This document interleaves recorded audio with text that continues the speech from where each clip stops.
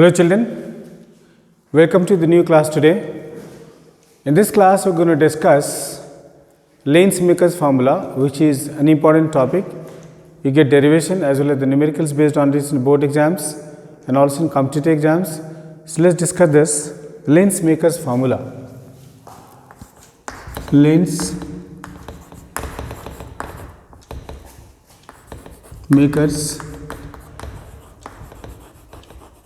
formula.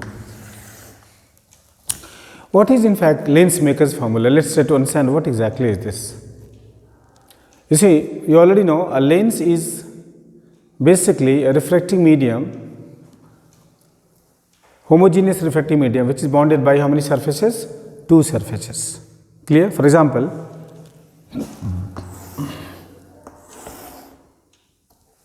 if I take the case of double convex lens, this is first and this is second surface, and for this first surface here, surface 1 is the principal axis. For this curved surface, the center of curvature C1 will be here,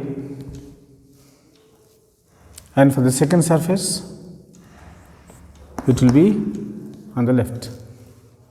Clear? Since there are two centers of curvature, there must be two radii also. This side will be R1 and this side will be how much? R2. If I denote it, this will be R1, this is pole P1, and similarly this is P2 and this is C2. So this will be how much? R2. And the material of the lens will also have a certain refractive index. Let's say it is mu2, and it is placed in medium whose refractive index is mu1. So in fact children, Lensmaker's formula is basically a relation between the radii of curvature R1 and R2, then the refractive indices, refractive index of the medium and the lens, and the focal length of the given lens. Clear? Similarly, suppose I am dealing with a double concave lens.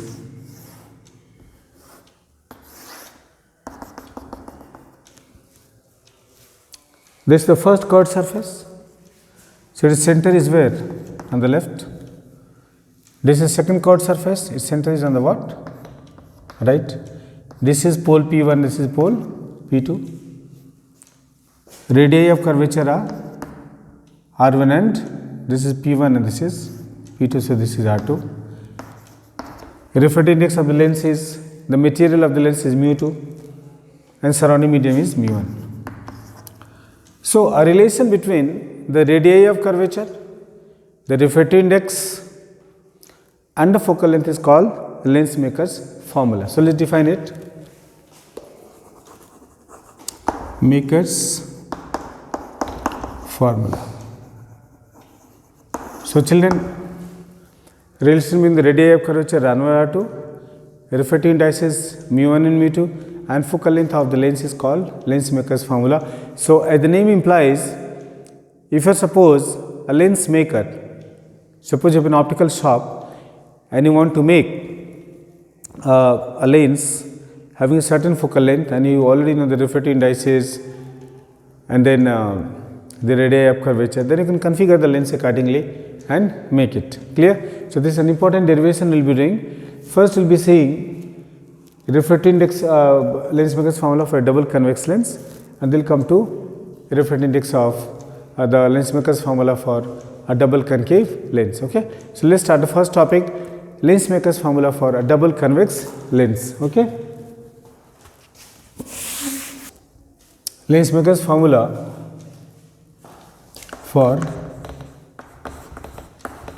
double convex lens.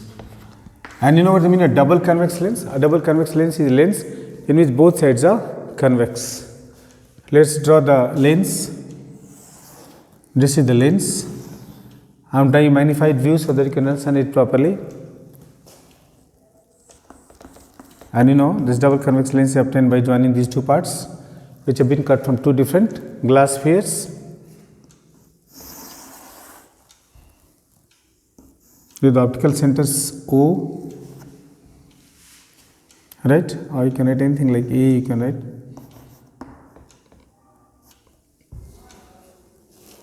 Clear? A better at C, optical center. And then for this first surface, center curvature C1 is here, and for the second surface, C2 is here. Clear? And now children, we have point object O, right? I take two rays from O, one is traveling through the centers of curvature, this will go straight.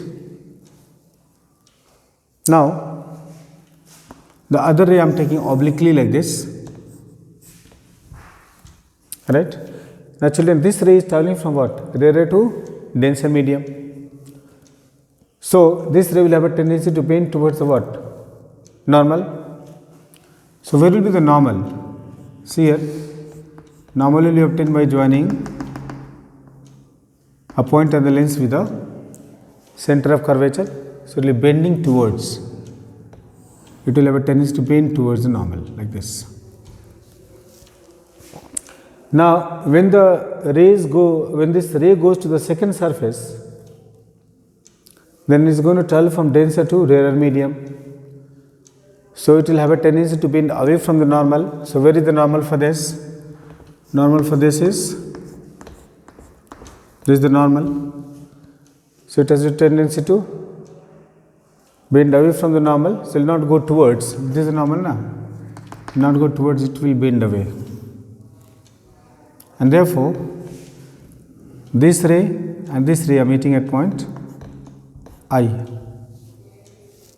I will be the final image. Now see children, if the second surface was not there, then actually would have got the image out here. This would have been the image I dash.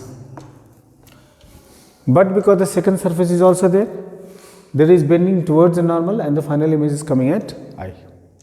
Clear? So you understand it? For making the diagram look more clear, I will rub this C1 and C2 because there will be very little application of this now. C1 and C2 had been shown only for showing the direction of the rays after refraction. Once again we understand this diagram. A ray traveling from object O is being refracted at the first surface and again is being refracted at the second surface. Due to refraction at the first surface, if the second surface was not there, then the ray would have formed a virtual image I dash. Sorry, a real image I dash. But because the second surface is also there, we discussed the ray will be bending away from the normal and will finally focusing at what point? I. Right? So, I dash is not the final image. What is the final image? I. And you have to remember children that for the final image I, the first image I dash is acting as a virtual object. Clear? So, I am sure you understood the diagram. We will make certain assumptions. I will say the refractive index of the surrounding medium is mu1, refractive index of the lens is mu2, this is also mu1. Object distance is u, distance of the first image is v dash and final image is v. So, you need to remember that due to refraction of the first surface I am getting an intermediate image I dash and due to refraction of the second surface I am getting final image as I. So, for the final image I, the first image I dash will act as a virtual object. Okay. So, let us write about this. Let here radii of curvature R1 and R2 and so here refractive index of the lens is mu2 and the surrounding medium is mu1. Clear? And I will say I dash is the image. Now here I dash acts as a virtual object for I. These things have been already explained to you and I wrote it down again that I dash is the image formed due to refraction of the first surface. I is the final image and I is obviously formed due to refraction of the second surface, and then we are saying I dash acts as a virtual object for I, means when I look at the final image I will not be looking at O as the object, I will be looking at I dash as the object. Clear? Now using refraction at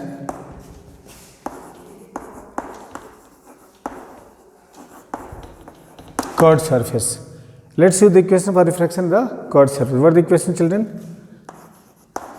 Mu 2 by V minus mu 1 by U is equal to mu 2 minus mu 1 by R1. We will not be using any sign convention in this case, we will just insert the values. So mu 2 is what? Mu 2. The ray is going from, for this equation the ray has to travel from mu 1 to mu 2. If you remember, the ray is travelling from refracting index mu 1 to mu 2. Yes? Mu 2 by V, mu 1 by U is equal to mu 2 minus mu 1 by R1. Now R, this is the actual equation. Let us modify. V will be how much here? Let us modify. V will be equal to V dash and R will be equal to R dash. R1, sorry, not R dash, R1. Let us put these values out here. So what do we get? Mu 2 by V dash minus mu 1 by U is equal to mu 2 minus mu 1 by R1. This is equation 1, and this equation 1 we are getting by considering refraction of the first surface. Now when I consider refraction of the second surface, children, the ray is travelling from mu 2 to mu 1. Yes, the object is in the denser medium now and the image is in the rarer medium, or you can say the ray is travelling from mu 2 to mu 1. Be very clear about this. So when the ray is being refracted at the second surface, I will be replacing mu 2 by mu 1 and mu 1 by mu 2. Be very clear about this. So I will say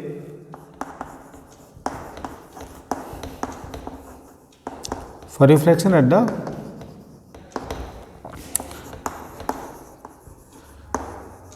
second surface. If you consider refraction on the second surface, and children, this is taking place from mu 2 to mu 1. So I will be writing here, and for modification, children, V will be equal to V only, but U will be equal to how much? V dash. Yes. So let us replace, it will be mu 1 by V minus mu 2 by V dash, mu 2 by V dash, it will be V dash. In fact, I should write here I have already written, and I will be replacing mu 1 by mu 2 and I will be replacing mu 2 by mu 1 is equal to mu 2 minus mu 1 becomes mu 1 minus mu 2 and R becomes R2.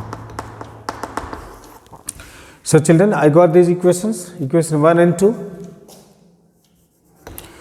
Equation 1 is for refraction of the first surface and equation is 2 for refraction of the second surface. So what will I do now? I will be just adding 1 and 2. Adding 1 and 2. So children, let us add 1 and 2. Equation 1 is mu 2 by V dash minus mu 1 by U, mu 2 by V dash minus mu 1 by U is equal to mu 2 minus mu 1 by R1, and equation 2 is mu 1 by V mu 2 by V dash is equal to mu 1 minus mu 2 by R2. If you add, then these two will what? Cancel out. And then what do we get by adding? We get mu 1 by V minus mu 1 by U is equal to mu 2 minus mu 1 by R1 plus mu 1 minus mu 2 by R2. Children, this mu 1 minus mu 2 can be written as negative mu 2 minus mu 1, and what is common in these two terms? Mu 1 is common. So here mu 1 I will take common, 1 by V minus 1 by U will be equal to mu 2 by mu minus mu 1 by R1 minus mu2 minus mu1 by r2. Children, what is common here? mu2 minus mu1 is common. So we write here mu1 into 1 by v minus 1 by u is equal to mu2 minus mu1 into a common 1 by r1 minus 1 by r2. So if we divide, then we get 1 by v minus 1 by u is equal to mu2 minus mu1 by mu1 into 1 by r1 minus 1 by r2. And then children, we can modify this equation a little bit. We can modify this equation. In fact, you have already done that when the object is at infinity, then the image is at focus. Yes? When the object is at infinity, then the image comes at what? Focus. So we will modify if, but before that, we have 1 by v minus 1 by u is equal to mu2 by mu1 minus 1 into 1 by r1 minus 1 by r2. Clear? Now, if u is equal to infinity, then v is equal to how much? F. If I put that value out here, then I have 1 by f minus 1 by infinity is equal to, this is 2 mu1 minus 1, 1 by r1 minus 1 by r2. How much is 1 by infinity? 1 by infinity is 0. And if 1 is air, generally the medium is not stated, then the lens is always placed in air. Then mu21 will be same as mu. And what is mu? Refractive index of the lens. So 1 by f is equal to, we have mu minus 1, 1 by r1 minus 1 by r2. And children, this is called lens maker's formula. If I know the value of r1 and r2, and if I know the value of mu, I can easily calculate what will be the focal length of the given lens, okay, which is lens maker's formula. 1 by f is equal to mu minus 1 into 1 by r1 minus 1 by r2. Clear? This is an important relation. Now we will try to understand what will be its focal length. Like this is the equation of focal length in what? Air, which is the actual focal length. But what will happen, suppose I take a lens and I put in a medium. If I put in a medium like water, then I ask you what will be its focal length, then this formula will not do. You have to go to this formula, for example. Clear? So write it down. Let's see the next topic now.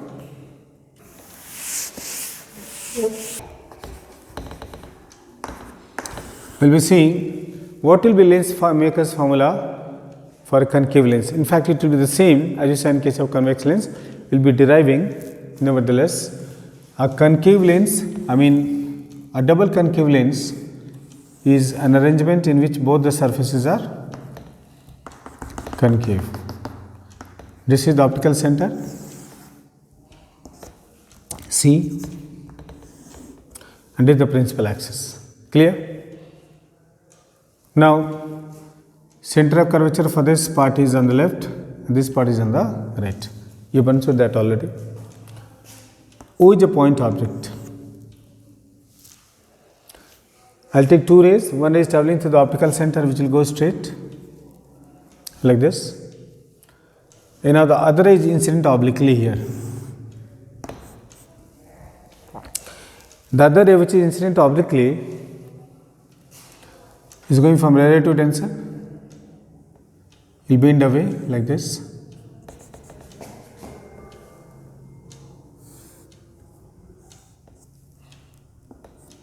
After reflection of the first surface. If the second surface is not there, it is a diverging lens, so this ray would have gone up away from the normal, and then we would have got an image here I dash, but because there is another surface, this will be further diverged like this, and if you extend here backwards, the final image comes at I. So there are two diffractions, one is at surface 1, the other is at surface 2. Due to refraction at the first surface, I am getting an object I dash, image I dash, and due to refraction at the second surface, I am getting an image I, right? And you have to understand that for the final image I, the intermediate image I dash is acting as a virtual object. I will assume the refractive index of surroundings is mu1, the refractive index of the lens is mu2. Radii of curvature R1 and R2. So let us start. We will say, we will make same assumptions. Let radii of curvature R1 and R2. Refractive index of the lens is mu2 and surrounding is mu1, as is already depicted, shown in the diagram. So let us write, let. So now same things. For the final image I dash is acting as a virtual object. Clear? Now we will consider refraction at surface 1 and then we will consider at surface 2. So we have consider refraction at the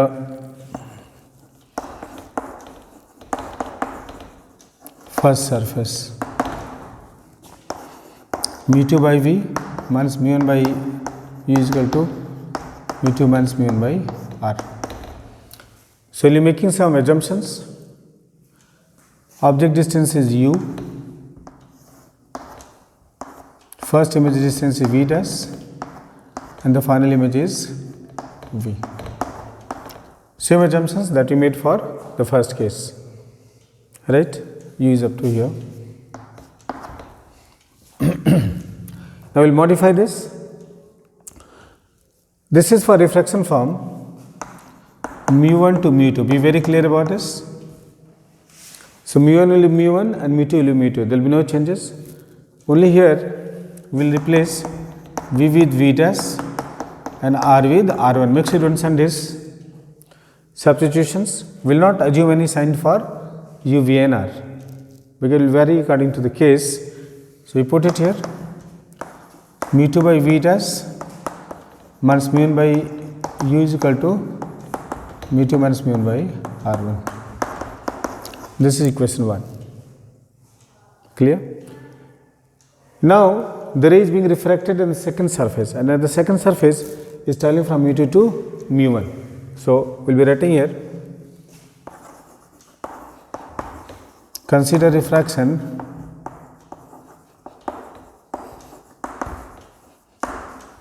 at the second surface. And second surface refraction is what? Mu2 to mu1. First case it was from mu1 to mu2. In the second case is from mu2 to mu1. Right? So here I will be replacing. You must understand this. I will be replacing mu2 by mu1. Here mu2 is replaced by mu1 and V is V only. mu1 becomes mu2 and U is V dash. mu1 minus mu2 by R2. This is basically the same as we did earlier. We have interchanged mu1 and mu2 out here, and R is how much? R2. We will add 1 and 2. Add 1 and 2. If you add 1 and 2, what is 1? mu2 by V dash minus mu1 by U is equal to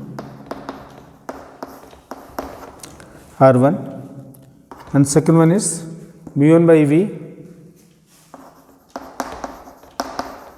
mu2 by V dash is equal to mu1 minus mu2 by R2. We just add these two. When you add these two, then these two will what? Cancelling out. What do we get by adding? mu1 by V plus mu1 by U is equal to mu2 minus mu1 by R1. plus mu1 minus mu2 by R2. Minus mu1 by V minus mu1 by U. Clear? Like before you saw that mu1 minus mu2 can be written as negative mu2 minus mu1. So if I use this, then what do I get here? Mu1 into 1 by V minus 1 by U is equal to mu2 minus mu1 1 by R1 minus 1 by R2. Right? Or you can write 1 by V minus 1 by U is equal to mu2 minus mu1 by mu1 1 by R1 minus 1 by R2. And this can be divided and written as 1 by V minus 1 by U mu2 minus mu1 by mu1 minus 1 1 by R1 minus 1 by R2. And children, mu2 by mu1 is how much here? Mu2 1. So you can also write 1 by V minus 1 by U is equal to mu2 1 minus 1 1 by R1 minus 1 by R2. Now we will modify this. Like before, if U is infinity, then V is how much here? F. And 1 is air, then mu2 1 will be same as mu. So you make all these modifications here, F, infinity and mu. So what do you get here? 1 by F minus 1 by infinity is equal to mu minus 1 1 by R1 minus 1 by R2. 1 by infinity is 0, so 1 by F is equal to mu minus 1 1 by R1 minus 1 by R2. And children, this is again the same equation which we got, Lensmaker's formula. So we derive Lensmaker's formula both for convex lens as well as for concave lens. Clear? And this is basically a relation between focal length, a refracting index of the material of the lens, and the two radii of curvature. Okay. Now we will see how this focal length will change if the lens is placed in a medium. Okay. In a medium. Now this is another important discussion, children, because they will give you sums on this. What will happen when the lens is placed in a given medium? So 1 upon focal length of the lens in air. Air meaning if air is not written, you can just write F also, which is the actual focal length, is equal to refracting index of the lens minus 1. I will be writing mu L. L for lens. 1 by R1 minus 1 by R2. And I will be writing this as air. Focal length in air means focal length. Now, number 1, we have focal length in a medium. Children, suppose I place this lens in water. This is lens, and I place this lens in a medium water. So what will happen? The rays will be traveling first through water, and then they will be traveling through the lens. So 1 will be what? The medium, like water, and 2 will be the lens. So 1 by Fm I will write. Fm means in a medium. Here I can write Fa, m I can write for medium. You can practice the way you want. Mu2 by mu1, if you remember, we did minus 1 by R1 minus 1 by R2. Now what is mu1? Mu1 is the refracting index of the medium. And what is mu2? Refracting index of the lens. So I will be writing 1 by Fm is equal to mu for lens divided by mu for medium minus 1 by R1 minus 1 by R2. And then I can write 1 by Fm is equal to mu for lens, mu for medium divided by mu for medium 1 by R1 minus 1 by R2. This is the second equation. Now I will be dividing equation 1 by equation 2. Divide equation 1 by equation 2. If I divide equation 1 by equation 2, what do I get, children? 1 by focal length in air divided by 1 by focal length in the medium. This is a very handy formula. You must understand it nicely. These two terms will be cancelling out. And what will you get? Mu L minus 1 divided by mu L minus mu m divided by mu m. Now this goes in numerator. Fm by Fa is equal to mu L minus 1 into mu m divided by mu L minus mu m. If we cross multiply, then you get the final equation. Focal length in the medium, Fm is equal to focal length in air into mu L minus 1 into mu m divided by mu L minus mu m. Now this is a very handy formula that you can remember. Okay, let's see typical question on this, but before that there is special discussion that we need to do. In fact, what will happen when the surrounding medium is optically denser than the lens? What will happen when the surrounding medium is optically rarer than the lens? What will happen if the medium surrounding is same as the medium of the lens? So in all these cases, how we can modify this equation? Okay, let's see this. Case 1, if mu L is more than mu m. If mu L is more than mu m,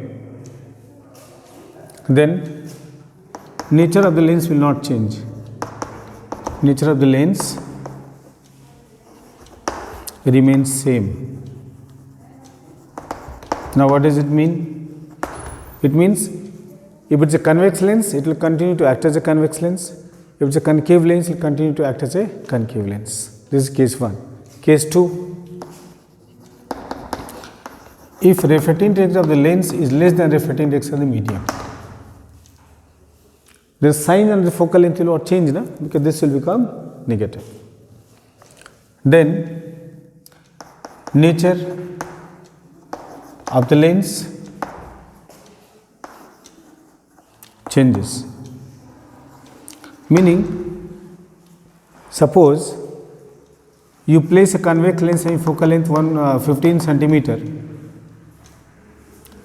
the refracting index of the lens is 1.5 and refracting index medium is 1.6, and they ask you a question, what will happen to the nature of the lens? So refracting index of medium is more, so its nature will change, means convex lens will become a concave lens. Okay.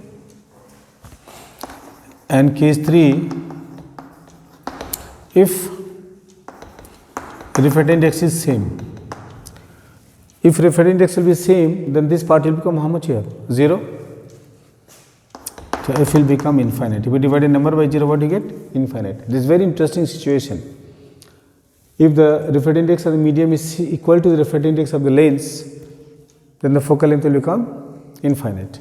And if focal length will become infinite, it will act as a plane mirror. Very important. It will act as a plane mirror. It will become a plane mirror. Okay. Now, once you go through this, then we sing 1 2 typical numericals on this. Okay. Let's see. We have modification of Lensmaker's formula. Actually, this modification is not important if you understand the sign convention. But if you do not understand the sign convention, you should just learn this modification. For example, suppose I am dealing with a double convex lens. This is first and this is the second surface. C1, as you know already, is on the right and C2 is on the left.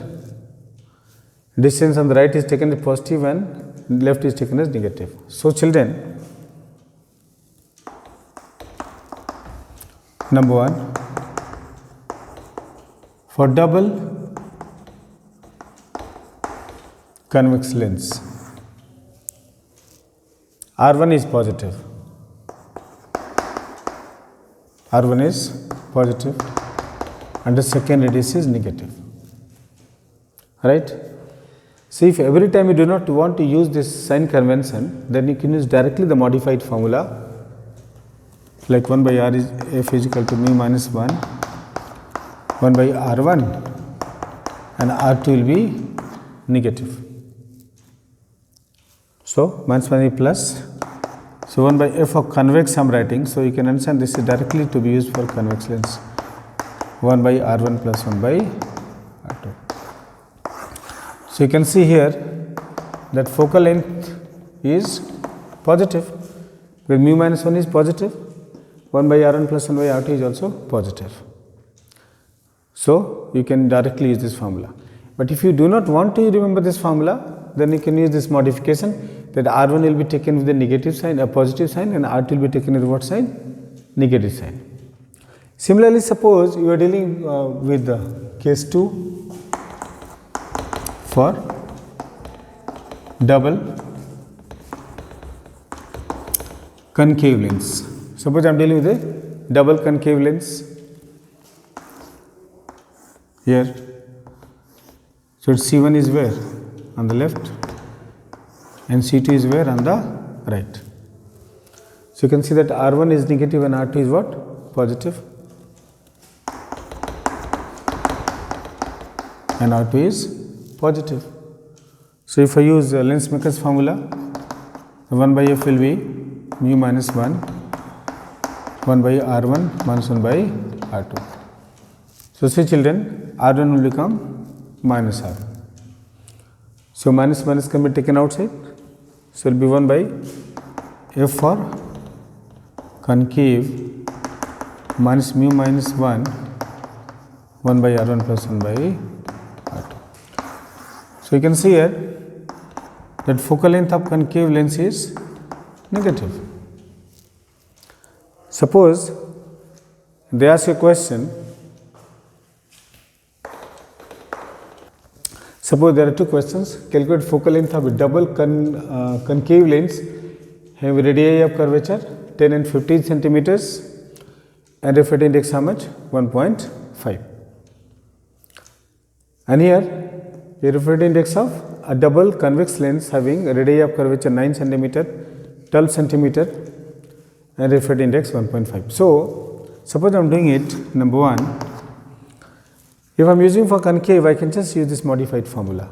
I do not have to use the sign convention. I will just be writing 1 by f is equal to minus, how much is mu children? 3 by 2, 1.5 3 by 2, 1 by 10 plus 1 by 15. Clear? Minus sign has already come out here. So, 1 by f will be equal to how much? Minus 1 by 2 into 30, 3 plus 2. Clear? So, minus 1 by 2 into 5 by 30, 1 by 6, minus 1 by 12. So, how much is f? Minus 12 centimeter. And if I am using the second one, if I am doing the second one, then it will be mu minus 1, use the modified formula 1 by R1 plus 1 by R2. Here you do not have to put any sign convention is already taken care of. Then it will be 4 by 3 minus 1, 1 by 9 plus 1 by 12. Clear? So, it is 1 by 3 into 36, 4 plus 3. So, how much? 7 by 108. So, how much is f? 108 by 7 centimeter. Clear? So, you can easily use the modified formula. Alright. Now, we will see another problem in which we have to calculate refractive focal length in a medium. Here we have a simple problem. Focal length of a convex lens is 10 centimeter. Obviously, this is focal length in air. What will be its focal length in medium heavy refracting index? How much? 4/3. Give it that refracting index of the lens is how much? 3/2. So very easily I will be using.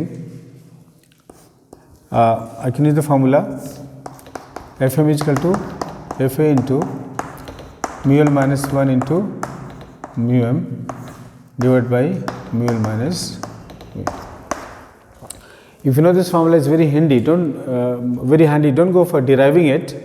You can directly use this formula. Then it will be focal length in air is how much here? 10 centimeter.